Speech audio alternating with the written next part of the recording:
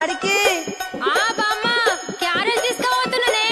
కాలేజీలో చేపల కూర కమ్మటి వాసన వస్తుంది. మీ పోరనికా? ఏ నువ్వు ఊకో బామ్మ, పోరడంట పోరడు. మా అన్నకు తీసుకుపోతున్నా. అదేందే మీ అన్నకు మీ వదిన తీసుకుపోతుంది కదా?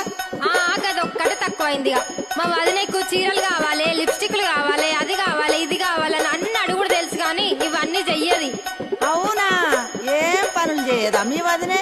ఇంతకు ఏమేం అడుగుతుందో జర చెప్పరాదు.